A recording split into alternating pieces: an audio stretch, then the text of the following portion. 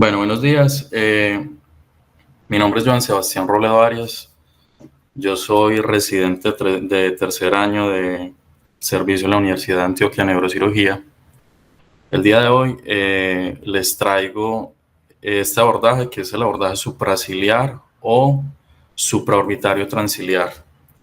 Entonces, lo primero que hay que decir es que va a ser un abordaje como tal que es mínimamente invasivo a la base del cráneo.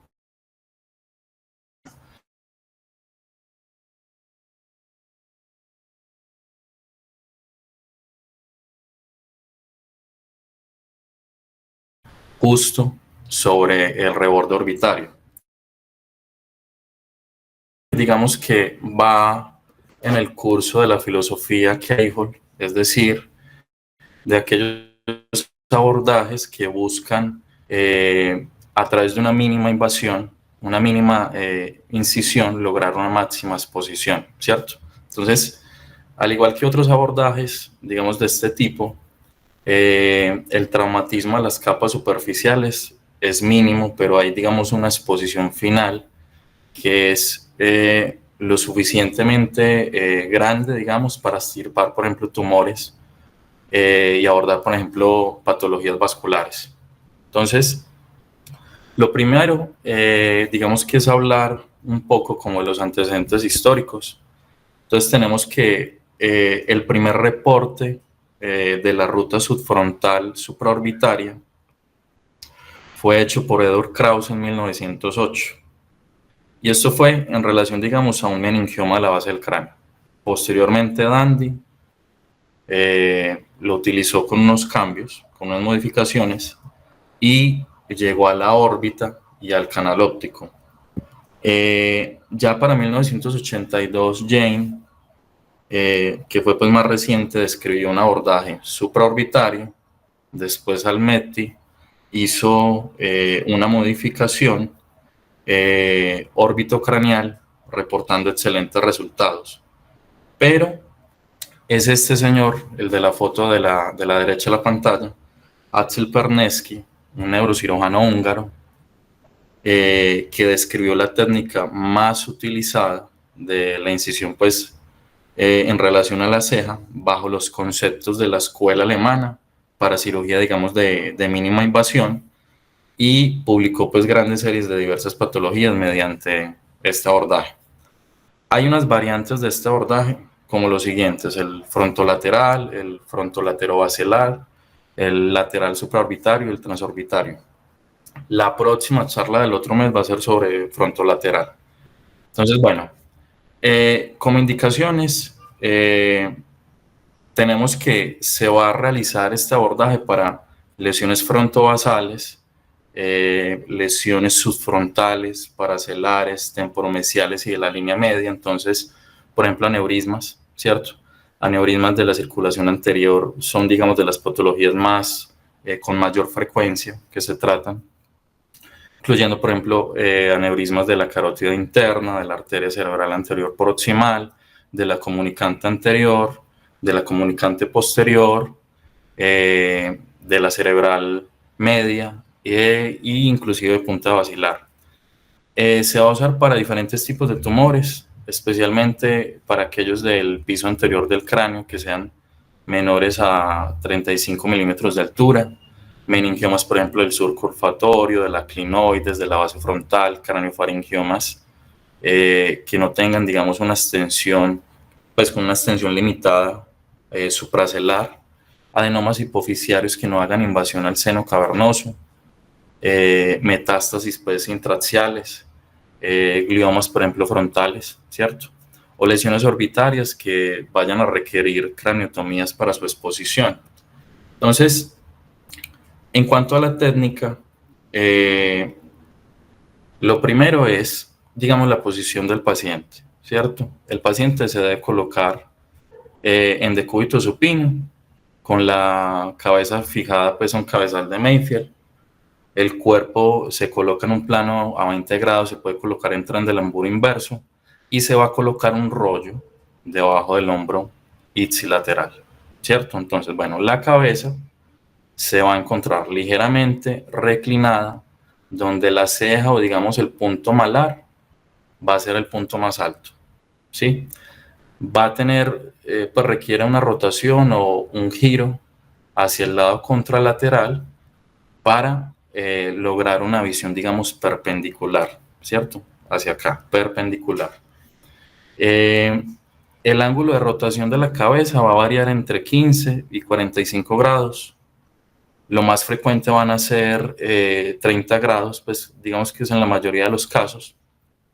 Y en ocasiones se requiere, digamos, una ligera extensión de unos 20 grados hacia el suelo. Listo, entonces, estas láminas es para un resumen, digamos, anatómico importante. Esto es, digamos, de lo más importante que hay que tener en cuenta. Entonces, hay unos puntos de referencia que son los siguientes. En el 1 tenemos el agujero supraorbitario con el nervio y la arteria, ¿cierto? El nervio supraorbitario, rama de la primera división del nervio trigémino, entonces va a irrigar pues va a dar la sensibilidad de la región frontal, y la arteria supraorbitaria, rama de la oftálmica, bueno, pues que viene de la carótida interna, que va a ayudar a irrigar el escalpe. Ahora, tenemos una línea temporal que es esta blanca, o la que, pues el número 2, la rama frontal del facial, el número 3, del nervio facial, perdón, la rama frontal del nervio facial, y esta línea verde que es, digamos, como el nivel frontolateral de la base del cráneo, y en el 5, el seno frontal. Entonces, ya viendo esta imagen, no nos debemos pasar muy lateral para dañar, digamos, el nervio facial, ni muy medial para comprometer la arteria y el nervio supraorbitario. Bien, entonces, acá en la izquierda hay una posición pues cubierta antes de la incisión cutánea, marcada. La incisión cutánea debe realizarse dentro de la ceja. ¿Por qué? Porque digamos que una de las filosofías de este abordaje es buscar un resultado, digamos, estéticamente bueno, ¿cierto? Porque como va a ser sobre la región de la frente y es pues como hace parte de la mímica facial, entonces busca eso. Se debe realizar entonces dentro de la ceja, especialmente en pacientes con cejas finas, y en pacientes sin cejas la incisión cutánea se puede realizar en un pliegue. Ahora, la longitud más o menos de esta incisión es entre 3 a 4 centímetros. Ahora, esta imagen de la derecha es importante porque usted pues, se puede deducir, la incisión está más inferior al punto de la craniotomía, ¿cierto? Que es el azul. Bien, entonces, esta incisión cutánea, cuando se realice, se debe buscar preservar la fascia del músculo frontal y el orbicular del ojo, y se va a realizar justo lateral del agujero supraorbitario, que estaría acá. La mayoría de veces uno lo palpa pues en todos los pacientes, pues de manera fácil, y se va a extender hasta el borde lateral de la ceja. Es decir, la incisión termina ahí, en el borde de la cola de la ceja, y se pudiera extender hasta 1 centímetro lateral.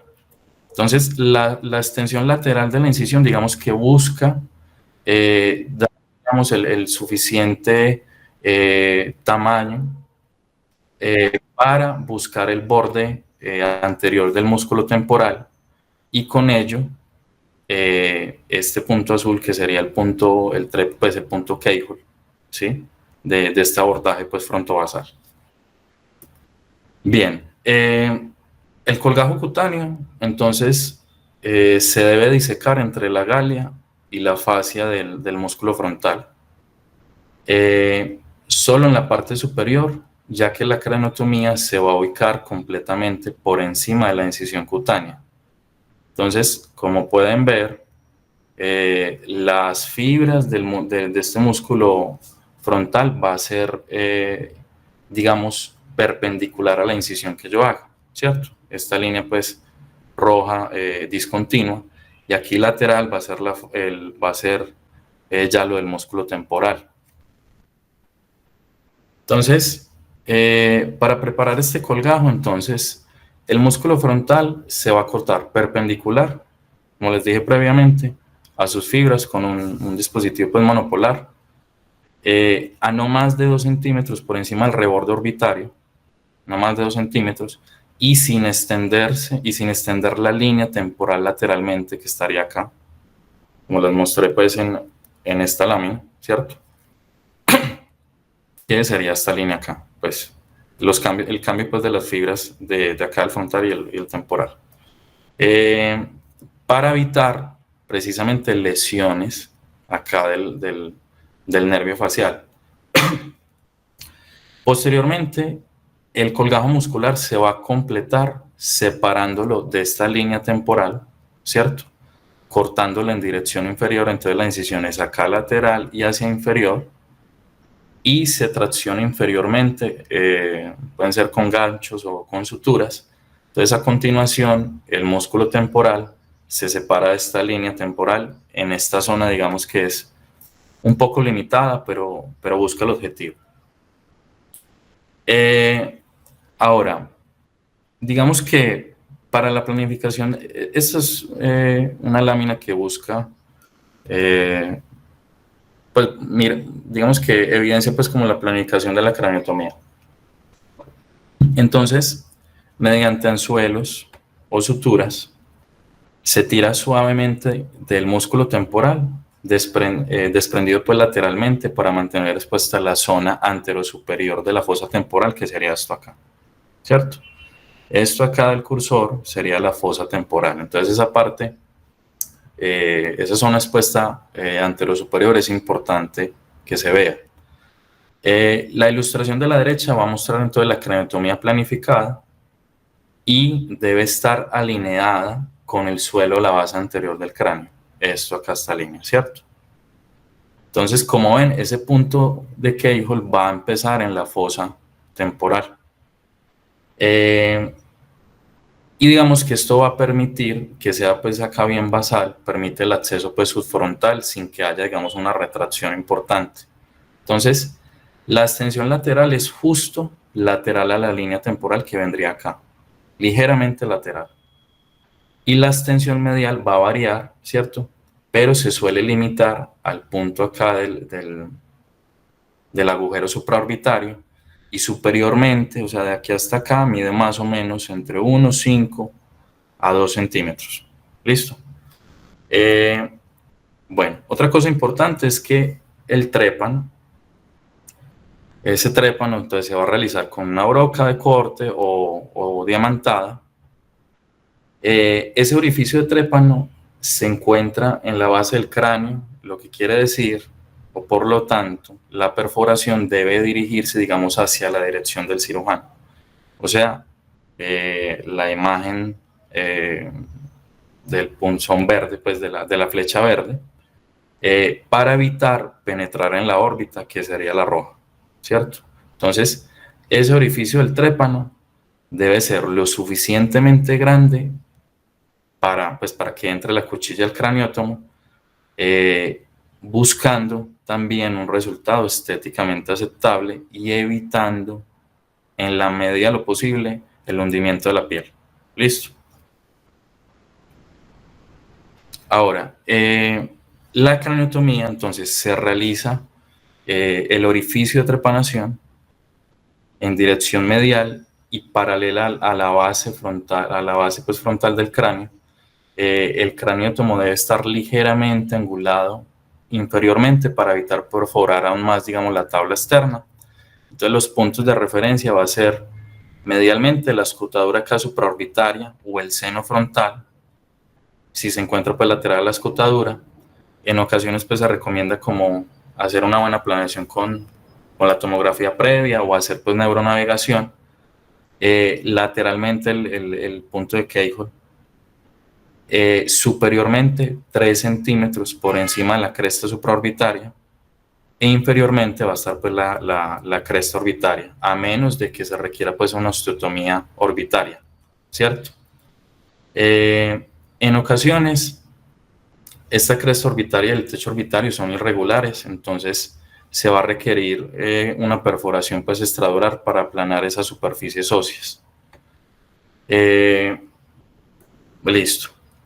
Entonces, a continuación se va a desplazar pues el craneótomo hacia el orificio del trépano y se va a completar la craniotomía mediante un corte en forma de C que va a comenzar en el borde lateral del orificio del trépano y termina en el extremo medial del corte basal. El tamaño de la craniotomía, digamos que lo recomendable es que sea más o menos de 1.5 por 2.5 centímetros, ¿cierto? Entonces acá ya en la lámina a la izquierda se ve como pues cuando se retira el hueso. Bien. Ahora, la perforación, bueno, entonces, eso era lo que les decía, digamos, de una perforación ósea adicional. Entonces, tras la elevación del colgajo óseo,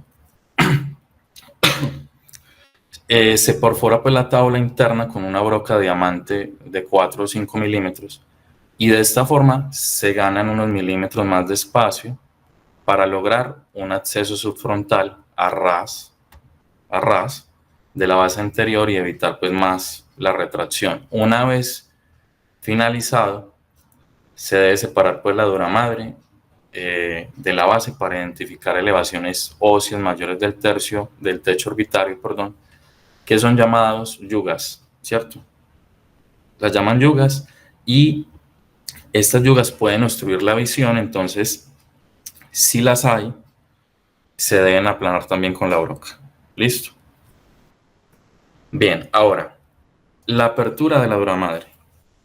Entonces, la dura madre se va a abrir en forma de C, ¿cierto? Se abre en forma de C hacia la base anterior del cráneo y se fija pues con suturas o con reparos. A continuación, se va a cubrir el cerebro con cotonoides húmedos para reducir pues el daño mecánico y evitar la exposición muchas veces que el calor, digamos, de la fuente de luz del microscopio es muy intenso, digamos que daña los tejidos. Entonces, esta imagen ya va a mostrar, digamos, un acceso subfrontal a la base del cráneo anterior sin retracción. Entonces, ahí vamos a ver el lóbulo frontal, ¿cierto? Bueno, entonces, una vez se haga pues la retracción acá en la imagen de la izquierda, ya hubo pues una retracción del lóbulo frontal. Hay, digamos, unas estructuras óseas que se van a ver que son las apófisis clinoides anterior y posterior. Con este abordaje puede ver entonces el lóbulo frontal, el lóbulo temporal, se puede exponer si es necesario. De la aracnoides se puede buscar la cisterna óptica, la cisterna carotidia, la cisura de Silvi proximal, pares craneales como los nervios ópticos ipsilaterales y contralaterales, el quiasma óptico, el nervio oculomotor, ipsilateral y contralateral, arterias como la carótida interna de ambos lados, las cerebrales anteriores, la comunicante anterior, y se puede visualizar el tallo hipofisiario. Y en ocasiones se requiere pues una clinoidectomía anterior o una foraminotomía óptica ósea para sección pues del ligamento falciforme para evitar la lesión del nervio óptico. Entonces, acá en la imagen pues de la izquierda, entonces vamos a ver lo que es la carótida interna izquierda, el nervio óptico derecho, nervio óptico izquierdo, cerebral anterior izquierda, cerebral anterior derecha, comunicante anterior, ¿cierto? Lámina terminales, sería la cerebral media izquierda, comunicante posterior, tercer par, y el proceso clinoideo anterior y posterior. Esto sería lo que uno vería cuando hace por retracción del lóbulo frontal. Ahora, si yo entro por esta línea entre el nervio óptico y el proceso clinoideo posterior, encontraría esto, ¿cierto? Entonces, nervio óptico derecho, izquierdo, cerebral anterior, izquierda, carótida interna izquierda, proceso clinoideo posterior y diafragma celar, y esto PS sería el tallo hipofisiario, ¿cierto? Entonces, como ven, serviría mucho, digamos, para patologías aneurismáticas de la circulación anterior y, por ejemplo, para lesiones celares, ¿cierto? Bueno, ahora, el cierre del colgajo óseo, tras el cierre de la dura madre, el colgajo óseo se fija con suturas a una placa de titanio, como se muestra pues en la imagen de la izquierda, y por cuestiones estéticas, el colgajo óseo debe colocarse en sentido superior y medial. Sí, esto es, digamos, lo que se debe colocar inicialmente o en el sentido que se debe colocar sin dejar espacios. Y los espacios que, digamos, que hayan quedado, se puede rellenar o se puede utilizar cemento óseo, como se muestra en la imagen, o otro material para, digamos, rellenar esos espacios laterales e inferiores, y de esta manera pues dar un resultado estéticamente mejor, ¿cierto? Cuando digamos que la apertura del seno frontal durante la craniotomía es menos preocupante, pero en la medida de lo posible debería pues evitarse. Ahora, para el cierre del tejido pues blando, entonces el colgajo del músculo frontal se va a suturar pues medial, ¿cierto? Se sutura medial y superiormente a la fascia pues a la fascia del músculo temporal, y posteriormente se sutura firmemente el tejido subcutáneo para lograr pues una cicatriz estrecha. Ya para el cierre de piel, entonces la piel se puede cerrar con una sutura intracutánea, como se muestra pues en la imagen de la izquierda. Como alternativa se puede utilizar una sutura continua tipo monofilamento, tiras estériles o pegamento acrílico, y los cirujanos deben evaluar, digamos, la estética durante el seguimiento de los pacientes, de esta forma, digamos, obteniendo información sobre los resultados pues, de la técnica empleada. ¿Qué ventajas tiene? Entonces, lo primero es que es, pues como les dije, de la filosofía Keyhole, es mínimamente invasivo, entonces, a través de una incisión pequeña entre dos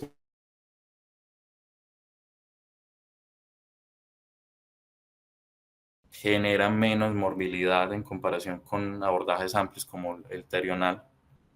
Tiene una, digamos, una rápida recuperación, menor dolor, pues mejor edema y estancia hospitalaria. Se puede aplicar a varias patologías, meningiomas del planum esfenoidal, del tubérculo celar, adenomas hipofisiarios, aneurismas de comunicante cerebral anterior. Acá en la derecha entonces se ve, por ejemplo, una ilustración después de la apertura de la dura madre, ¿cierto? El lobo frontal está retraído, el músculo orbicular de los párpados, que es este, y se refleja pues inferiormente el pericráneo. Entonces, a través de esa incisión se busca pues lograr acceso a gran cantidad de tejido cerebral. Desventajas es que a su vez a veces se queda corto, ¿cierto? A veces tiene un campo quirúrgico limitado por ser pues una ventana pequeña, y a veces es restringida, digamos, en profundidad y en lesiones pues grandes o laterales. Requiere experiencia en microcirugía en este concepto de Keyhole para optimizar, digamos, ángulos y trabajar con instrumentos largos. A veces puede ser difícil el control de hemorragias mayores, como aneurismas rotos con hematomas masivos, tumores gigantes. Puede haber lesión del nervio supraorbitario, entonces haber pues una hipoestesia frontal. Puede haber complicaciones cosméticas, porque entonces puede generar alopecia en la ceja, mala cicatrización, asimetría si no se respeta, digamos, la línea pilosa. Y está muy limitado pues para tumores voluminosos o muy extensos que requieren, digamos, una resección amplia. Entonces, por ejemplo, en meningiomas esfenoidales grandes o en gliomas extensos. Como conclusión, Entonces, es un abordaje estético, menos invasivo, excelente para lesiones, digamos, bien seleccionadas en línea medio paracelares. Sus límites son el tamaño de la lesión y la necesidad de campo amplio, y como tal no va a reemplazar al terional en casos complejos, sino que es complementario, digamos, dentro del concepto de keyhole surgery. Y eso era lo que les traía.